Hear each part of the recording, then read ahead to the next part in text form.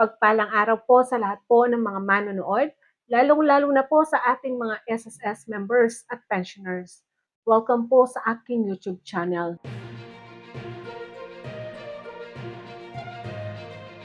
Sa video po na ito, ating sasagutin ng isa sa comment o tanong po ng ating subscriber. Narito po ang tanong. Ma'am, pareho lang ba ang funeral benefit, burial benefit, at death benefit? Narito po ang sagot. Ang funeral benefit at burial benefit ay isa lang po yan. Yung iba po, instead na po tatawagin na funeral benefit, ang tinatawag po dito ay burial benefit. Ngayon po, ang funeral benefit ay iba po sa death benefit. Ang funeral benefit po, ito po ay cash benefit na ibinibigay po sa eligible na beneficiary o kung sino man po ang gumastos sa pagpapalibing o burial expenses po ng deceased member o pensioner. Pensioner, yung mga total disability pensioner at retirement o retiree pensioner po. Ang makukuha po nilang halaga dito ay depende po sa hulog na meron po si member. Kung ang membro po o pensioner ay may hulog po na at least 36 months contribution hanggang sa buwan ng kanyang pagkawala. Ang individual po o beneficiary makakakuha ng halagang 20 to 60,000 pesos. Sunod po, kung ang deceased member o pensioner ay meron lang pong hulog na 1 up to 35 monthly contribution kay SSS hanggang sa buwan ng pagkawala ng deceased member o pensioner. Eligible po na makakuha nito ay makakakuha ng fixed amount na 12,000 pesos. So, yan po ang funeral benefit. Ano nga ba ang death benefit?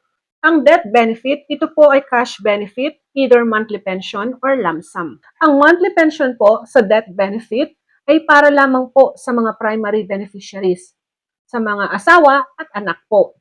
At dapat ang miyembro po ay merong contribution na at least 36 months contribution kay SSS prior po sa semester ng kanyang pagkawala. Pangalawa naman po ay ang lump sum. Ang lump sum po ay nakukuha ng isang beneficiary kapag ang isang deceased member o pensioner ay merong less than 36 months contribution kay SSS prior po ng semester ng kanyang pagkawala po. Makakakuha po ng lump sum ay ang primary beneficiary. Ngayon po, kung wala po si primary beneficiary, yung secondary beneficiary, which is yung kanyang parent po. Kung wala po yung primary, wala din secondary, so yung designated beneficiary po ang makakakuha dito. Yung designated po, individual na sinulat po sa SSS record ni deceased member. Kung wala yung designated, wala pong available, so yung deceased member legal heirs po in accordance with the law of succession of the Family Code of the Philippines. Ito po pwede yung mga nephew, kapatid, pamangkin, at iba pa.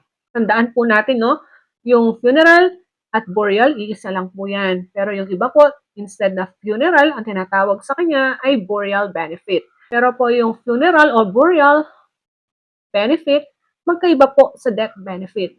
So ito lamang po ang ating information sa ngayong araw na ito. Have a nice day and God bless us all. Ito po ang inyong lingkod, Pro Information Hub.